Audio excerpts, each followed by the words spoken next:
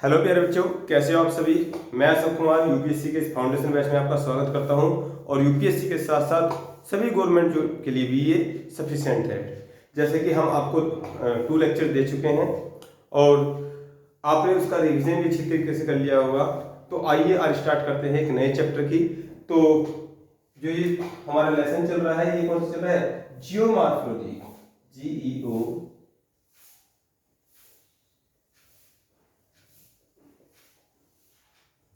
Geomorphology.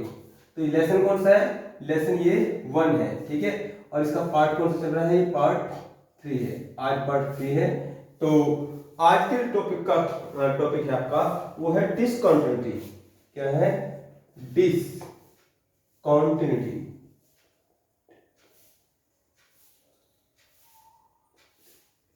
Discontinuity असंबद्धता, असंबद्धता, असंबद्धता, discontinuity, ठीक है। तो डाल लीजिए आज का टॉपिक डिसकंटिन्यूटी, असंबद्धता। और एक जबरदस्त तरीके से हम एक अच्छा एनालिसिस करेंगे आज, ठीक है। देखिए, सबसे पहले आप समझिए, कई बार हिंदी क्या होती है, कठिन हो जाती है, और इंग्लिश क्या होती है, इंग्लिश आसान होती है। डिस का मतलब क्या होता है? डिस का मतलब डिस्टरबेंस, ठीक है। तो डिसकंटिन्यूटी यानी कि जो कंटिन्यूटी चल रही है, जो एक चीज चल रही है उसका बीच में से ब्रेक हो जाना, इसको बोलते हैं डिसकंटिन्यूटी। तो टॉपिक का नाम है असंबद्धता। और पहले ही हम आपको बता चुके हैं कि सबसे पहले आप ये डायग्राम बनाइए। सबसे पहले आप ये डायग्राम बनाइए, उसके बाद अच्छे तरीके से स्टार्ट करते हैं, ठीक है। जल्दी से बनाइए डायग्राम।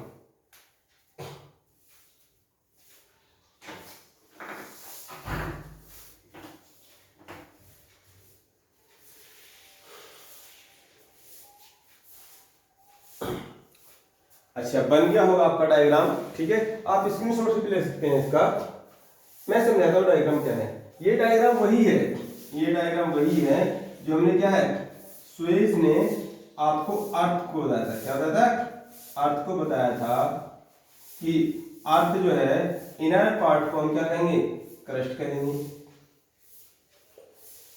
ये क्या है? मेंटल है। और ये क्या है? कोर है, ठीक है। उसी को मैंने क्या है, उसी को घुमा दिया है। तो ये वाला पार्ट क्या है? ये वाला पार्ट कोर है।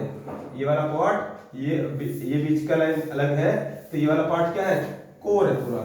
ये क्या है? ये मेंटल है। और ये क्या है? ये आपका कोर है। क्रस्ट, मेंटल और कोर, ठीक है। अब इस ग्रीन कलर की लाइन से, इस ग्रीन कलर की लाइन से हमने क्रस्ट को क्या कर दिया है? 2 पार्ट में डिवाइड कर दिया है। अब यदि हम बात करेंगे, इसको हम कह सकते हैं ना, ये अपर कोर, अपर क्रस्ट, अपर क्रस्ट। और इसको कह सकते हैं लोअर क्रस्ट, लोअर क्रस्ट।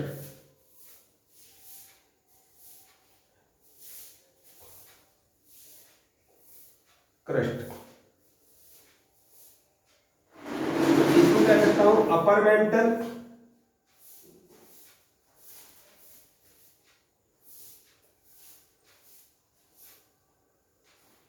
इसको कह सकता हूं लोअर मेंटल।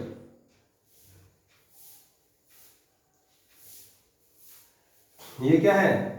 अपर कोर।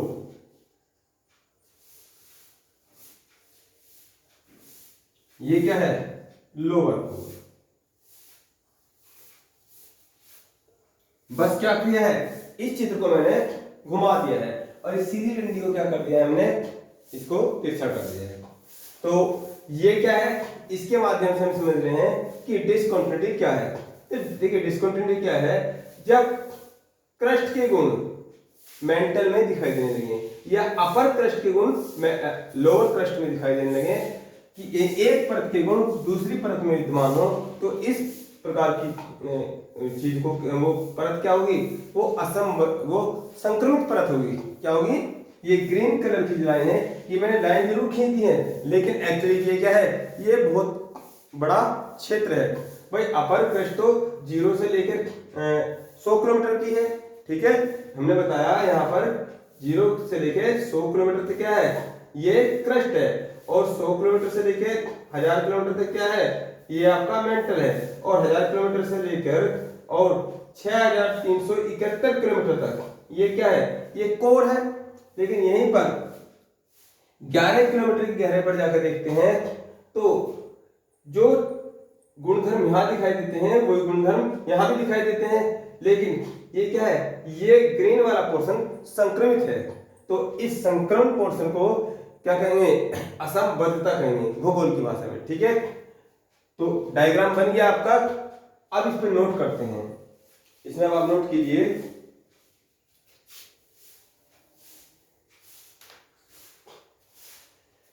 ये भी लिख लिया होगा आपने। यहां वाले पोर्शन को क्या कह रहे हैं, ये कोनार्ड असंबद्धता कह रहे हैं, यानी कि कोनार्ड डिस्कंटिन्यूटी कह रहे हैं। ये मोहरविक डिस्कंटिन्यूटी है, ये क्या है, रेप्टिव डिस्कंटिन्यूटी है। और ये क्या है, ये गुटेनबर्ग, अलग मात्रा ले लेते हैं, ये क्या है, गुटेनबर्ग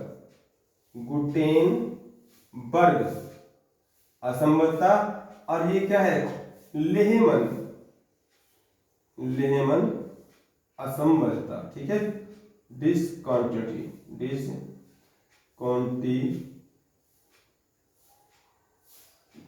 डिस्कंटिन्यूटी या असंबद्धता। अब क्या है ये टॉपिक, क्यों जरूरत पड़ेगी भूगोल में इस टॉपिक की, ऐसा क्या विशेष है इसमें, तो जानते हैं। देखिए यहां पर क्या हो रहा है कि जैसे अंदर से सपोज करो जापान है, तो जापान ज्यादातर पूरा क्या है, जापान ज्यादातर क्या है, पूरा ज्वालामुखी ग्रस्त क्षेत्र है, ठीक है। तो यदि जहां हम खड़े हैं अचानक से कल यहाँ पर क्या है, भूकंप आ जाए या ज्वालामुखी विस्फोट हो जाए, तो क्या हुआ, क्या हम अपनी दैनिक क्रियाओं को कर पाएंगे, तो पूरा 100 साल का जीवन हमारा क्या हो जाएगा, अस्त व्यस्त हो जाएगा। तो इसीलिए भूमि के आंतरिक भाग को जानने के लिए सभी देशों ने मिलकर एक डिपार्टमेंट बनाया, कौन सा, IUGG, international union of geophysics, ठीक है। तो ये डिपार्टमेंट क्या है, ये डिपार्टमेंट भूमि के आंतरिक भागों में चल रही गतिविधि के बारे में जानकारी देता है। और भूमि से संबंधित कोई भी यदि मतलब प्रूफ देगा, कोई भी मोहर लगाएगा, तो कौन सा डिपार्टमेंट लगाएगा, IUGG। और इसका जो मुख्यालय बनाएगा, वो बनाएगा ब्रुसेल्स में। कहा, ब्रुसेल्स है बेल्जियम के अंदर, ब्रुसेल्स बेल्जियम की राजधानी है, बेल्जियम। अब ये ब्रुसेल्स, बेल्जियम, ये सब देश तो आपने सुने भी नहीं है, ये सब देश सुने नहीं है। आज मैं आपको एक नई स्टार्टिंग कराऊंगा, मैं सारे देशों को आपको फैमिलियर कराऊंगा। जैसे ही हमारा लेक्चर समाप्त होगा तो इसके बाद लगभग 5 से 6 मिनट आप अलग से रखो, हम इसको नोट करके चलेंगे। तो आज से हम सभी देशों से भी फैमिलियर होंगे, ठीक है। आज से चलिए टॉपिक को स्टार्ट कर लेते हैं। डायग्राम आपका बन चुका है, टॉपिक का नाम डाल दिया आपने, क्या टॉपिक का नाम डाल दिया है आपने, असंबद्धता, ठीक है। तो असंबद्धता लिखेंगे, असंबद्धता में लिखेंगे IUGG के अनुसार, नीचे से लिखना स्टार्ट कर दीजिए। IUGG के अनुसार जब एक परत के गुण अन्य परत में विद्यमान हो जाएं, जब एक परत के गुण अन्य परत में विद्यमान हो जाएं, तो इस प्रकार संक्रमित परत को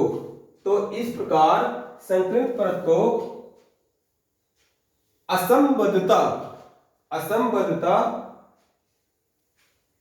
ओब्लिक डिस्कंटिन्यूटी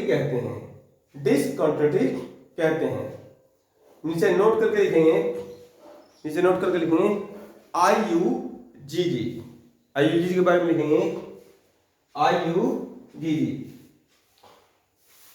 फुल फॉर्म लिखेंगे, क्या है, इंटरनेशनल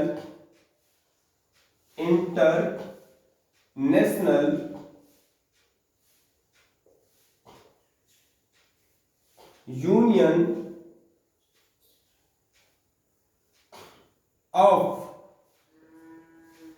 जियोडिस एंड जियोफिजिक्स,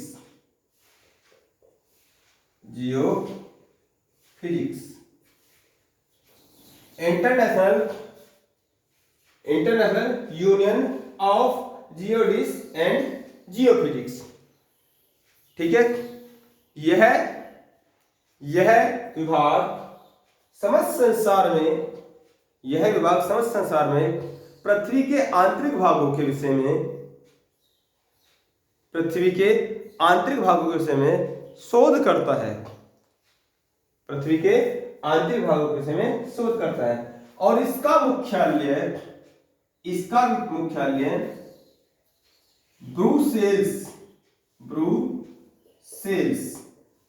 मुख्यालय ब्रुसेल्स, ब्रैकेट में लिखेंगे बेल्जियम।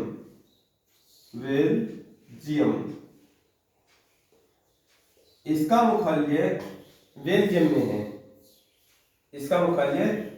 में है।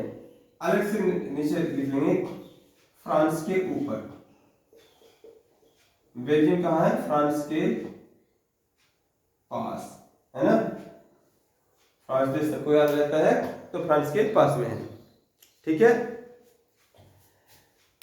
तो आपको पता चल गया कि डिस्कंटिन्यूटी क्या है और असंबद्धता क्या है।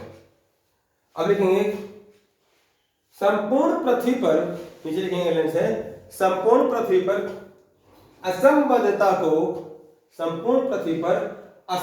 को निम्न प्रकार से देखा जा सकता है। संपूर्ण पृथ्वी पर असंबद्धता को निम्न प्रकार से देखा जा सकता है। ठीक है, डैश लगाएंगे, नीचे लिखेंगे ट्रिक। अब इसको एक ट्रिक के माध्यम से हम समझते हैं, बड़ा आसान हो जाएगा, क्योंकि टॉपिक क्या है, टॉपिक थोड़ा सा नया है आपके लिए और इसको इंटरेस्टिंग बना देते हैं। तो लिखेंगे एक ट्रिक है, कोन मोह में रपटा गुट बना के कौन में मोह में रपटा गुट बना के लेह मन के। ठीक है, कौन मोह में रपटा गुट बना के लेह मन के। ठीक है, लेहमन क्या है? एक व्यक्ति का नाम है। ठीक है, तो कौन रपटा, अक्सर जब क्या होता है, अक्सर जब हमें प्यार हो जाता है किसी से तो मोह हो जाता है। जब प्यार हो जाता है तो क्या होता है, जो हमारा पढ़ाई का ट्रैक है, वो पढ़ाई का ट्रैक क्या होता है, फिसल जाता है। हम पढ़ाई की जो हमारी प्रक्रिया चल रही होती है उससे क्या होता है, हम डिसकंटिन्यू हो जाते हैं। यानी कि जो हमारी पढ़ाई में कंटिन्यूटी चल रही है, जो हमारा सपना है हम फर्स्ट डिवीजन लाने का, हमें टॉप करने का, वो क्या हो जाएगा, जो हमारी कंटिन्यूटी है वो क्या हो जाती है, डिस्टर्ब हो जाती है। क्या हो जाती है? डिस्टर्ब हो जाती है। ठीक है, तो कौन मोह में रपटा गुट बना के। अब जब क्या होगा, जब मोह होगा, प्रेम होगा, ठीक है, तो आप क्या काम करोगे, आप उससे मिलने के लिए अपने संपर्क सूत्र क्या करोगे, साधोगे। तो गुट बनाओगे, कौन मोह में रपटा गुट बना के ले मन के। मन कैसा हो रहा है, उस समय मन हिलोरे ले रहा होता है, मन में लहर उठ रही होती है। ठीक है, तो जाहिर सी बात है आप इस बात को समझेंगे, कौन मोह में रपटा गुट बना के। तो जब भी आपसे पूछा जाएगा, बताइए, एक क्वेश्चन देता हूं आपको कि बताइए निम्न में से कोनार्ड डिस्कंटिन्यूटी किन परतों के मध्य है। ठीक है, कोनार्ड डिस्कंटिन्यूटी किन परतों के मध्य है। तो आप सीधे लगाएंगे कौन, तो कोनार्ड डिस्कंटिन्यूटी क्या गया, कोनार्ड डिस्कंटिन्यूटी और मोह में मोहनिक डिस्कंटिन्यूटी, रेप्टी में रेप्टी डिस्कंटिन्यूटी और गुट से गुटेनबर्ग डिस्कंटिन्यूटी और लेह से लेहमन डिस्कंटिन्यूटी। तो लिख लीजिए नीचे, कौन इक्वल टू, नीचे लिखिए, ये ट्रिक होगी, कौन मोह में रपटा गुट बना के लेहमन के। लिखेंगे कौन इक्वल टू कोनार्ड असंबद्धता। कौन इक्वल टू, अगला से लिखेंगे कौन इक्वल टू कोनार्ड असंबद्धता। ठीक है, डैश लगा इसमें लिखेंगे यह असंबद्धता अपर क्रस्ट और लोअर क्रस्ट, यह संबंधता अपर क्रस्ट और लोअर क्रस्ट के मध्य पाई जाती है, मध्य पाई जाती है। ठीक है। नेक्स्ट, मोह में, अगर लिखेंगे मोह में, तो इसमें डैश लगा लिखेंगे यह असंबद्धता 100 किलोमीटर की गहराई पर, बैग में लिखेंगे लगभग 100 किलोमीटर की गहराई पर क्या है, क्रस्ट और मेंटल, क्रस्ट और मेंटल के मध्य पाई जाती है, क्रस्ट और मेंटल के मध्य पाई जाती है। नेक्स्ट लिखेंगे रप्टा। ठीक है, रप्टा, ये 1000 किलोमीटर है, ये क्या है, ये 1000 किलोमीटर है, 0 किलोमीटर, 11 किलोमीटर, 100 किलोमीटर, और ये 1000 किलोमीटर है, और ये क्या है, ये यहाँ पर ये 2900, ये 2900 किलोमीटर है, और ये कितना है, ये है 4700 किलोमीटर, कितना है 4700 किलोमीटर। तो लिखा आपने कौन सा, अब लिखेंगे रप्टा। ठीक है, मोहर में लिख लेंगे यह संबद्धता कहां पर है, क्रस्ट और मेंटल के बीच में पाई जाती है। अब लिखेंगे रप्टा इज इक्वल टू रेप्टी डिस्कंटिन्यूटी या रेप्टी असंबद्धता। लिखेंगे यह संबद्धता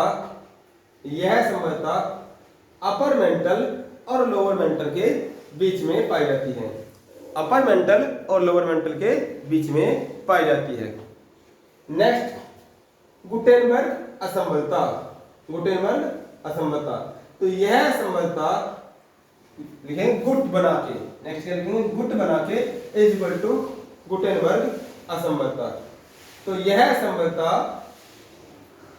लोअर मेंटल और अपर कोर, तो लोअर मेंटल और अपर कोर या मेंटल और कोर के बीच में, ऐसे भी तो पूछ सकता है ना, ऐसे पूछ सकता है, मैं क्वेश्चन बनाऊंगा इसके भी, के मध्य पाई जाती है। नेक्स्ट लिखेंगे लेहमन के, लिखेंगे लेहमन असंबद्धता, ये फिर लिखेंगे यह असंबद्धता अपर कोर और यह असंबद्धता अपर कोर और लोअर कोर के मध्य पाई जाती है। ठीक है, अपर कोर और लोअर कोर के मध्य पाई जाती है। ठीक है, तो आप इस ट्रिक के माध्यम से इस नए से टॉपिक को, जो टिपिकल सा है, जो आज तक आपने सुना भी नहीं है, और ये काम किसका है, आपने इसलिए नहीं सुना, ये कार्य किसका है, IUGG का है। और IUGG कहाँ बैठ के कार्य करता है, समझ, पृथ्वी के लिए ब्रुसेल्स में, और ब्रुसेल्स कहाँ है, बेल्जियम में, फ्रांस के पास। आज मैं इन सभी कंट्रीज से भी आपको फैमिलियर कराऊंगा, चिंता मत कीजिए। ठीक है, तो ये टॉपिक आपका समाप्त होता है। एक काम करते हैं, पहले रिवीजन कर लेते हैं, पहले रिवीजन कर लेते हैं अब तक मैंने आपको क्या क्या पढ़ा दिया। ठीक है, अगले टॉपिक पर जाने से पहले, क्योंकि आज मैं आपको सभी कंट्रीज से फैमिलियर कराऊंगा, आज का जो हमारा टॉपिक है वो समाप्त हो गया है। तो देखिए, इसको रफ कर देते हैं।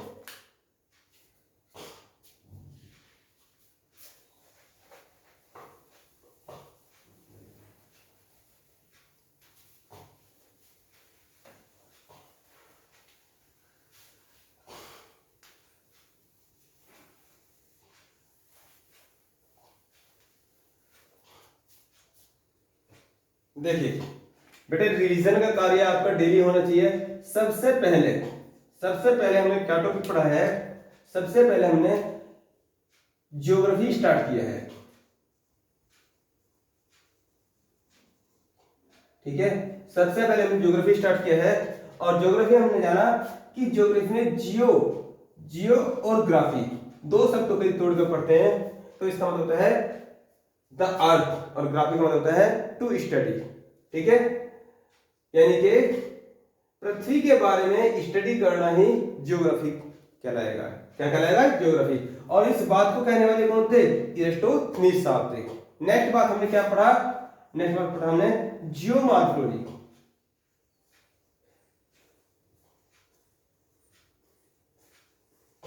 तो जियोमॉर्फोलॉजी में हम जियो का मतलब तो पहले समझ चुके हैं, मार्फो का मतलब होता है आकृति और लॉजी का मतलब होता है स्टडी। लेकिन स्टडी कैसा? क्रमबद्ध तरीके से। तो क्रमबद्ध तरीके से हमने स्टडी किया तो वो क्या है? साइंस है। क्रमबद्ध तरीके से ज्ञान अर्जित करने को विज्ञान कहते हैं। और हम क्रमबद्ध तरीके से चल रहे हैं पृथ्वी के बारे में जानने के लिए, भूगोल के बारे में जानने के लिए। तो यहाँ जियो का मतलब हम पहले जान चुके हैं, जियो का भू है, मार्फो का मतलब आकृति है, और लॉजी का मतलब स्टडी है, यानी कि भू आकृति विज्ञान। ठीक है, ये बात क्लियर हुई। फिर तीसरा जो पॉइंट हमने लिया है वो क्या लिया? पृथ्वी। क्या लिया है? पृथ्वी। और पृथ्वी को दो पार्ट में हमने बांट के पढ़ा है। और क्या है? ऊपरी भाग और क्या है? आंतरिक भाग।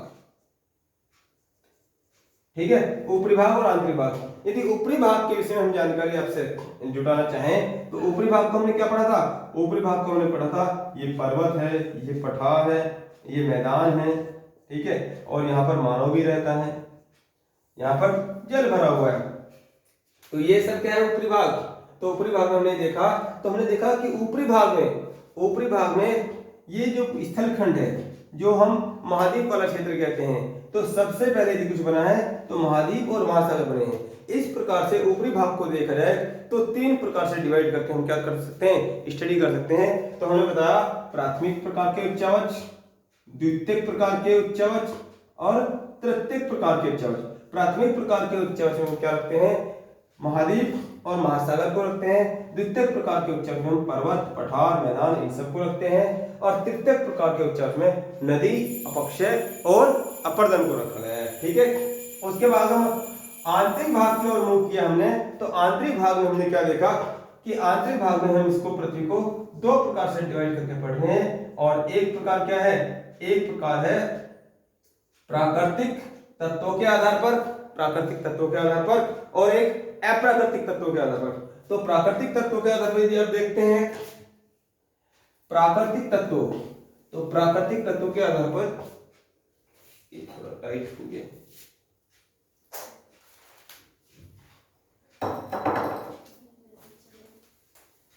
यदि प्राकृतिक तत्वों के आधार पर हम देखेंगे तो क्या देखेंगे? प्राकृतिक तत्वों के आधार पर हम देख रहे हैं कि ये क्या है? ये प्राकृतिक तत्वों के आधार पर है।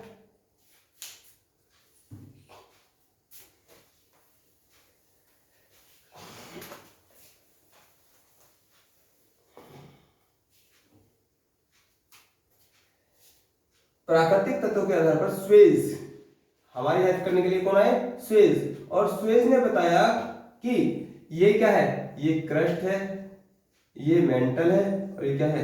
कोर है। ये कोर है। और अप्राकृतिक तत्वों के आधार पर हमने देखा कि इसी चीज को अलग शब्दों में व्याख्या की है। ये क्या है? ये लिथोस्फीयर है, ये एस्ट्रोस्फीयर है, और ये बायोस्फीयर है। इसमें बेस क्या लिया है? इसमें टेम्परेचर और डेंसिटी को लिया है। यानी कि इसमें क्या है? इसमें कण क्या है? थोड़ा दूर दूर है, इसमें इसकी अपेक्षा पास पास में है, और इसमें अत्यंत पास पास में है। और ये कण किसके हैं? ये कण किसके हैं? तो यहां बता चुके थे ये कण किसके हैं? सियाल, यानी कि सिलिकॉन और एल्यूमिनियम। साथ साथ में इसमें क्या है? ग्रेनाइट, साथ साथ में ग्रेनाइट चट्टान के कण भी पाए जाते हैं। और यहाँ पर बेसाल्ट चट्टान के क्या है? बेसाल्ट चट्टान के। और यहाँ पर इसको क्या कहा गया है? सिलिकॉन और मैग्नीशियम। तो यहाँ पर सिलिकॉन और मैग्नीशियम के साथ साथ बेसाल्ट चट्टानों के कण पाए जाते हैं। और यहाँ पर क्या है? इसे कहा गया है नीफे। इसे क्या कह रहा है? नीफे। तो यहाँ पर निकिल और फेरस, निकिल और फेरस के कण पाए जाते हैं। तो उसके पश्चात जब हमने पृथ्वी के बारे में जान लिया, ऊपरी भाग के विषय में और आंतरिक भाग के विषय में, पर्वत, पठार, मैदान, ये सब क्या है? अपने आप में चैप्टर है। तो आंतरिक भाग के विषय में हमने जाना, दो प्रकार से जाना, और एक क्या है? Lithosphere, astrosphere, biosphere. ठीक है, अब नेक्स्ट जो टॉपिक हम लेकर आए हैं आपके लिए, आज का टॉपिक क्या था, वो था डिसकंटिन्यूटी। क्या था, डिसकंटिन्यूटी। तो डिसकंटिन्यूटी में हमने देखा कि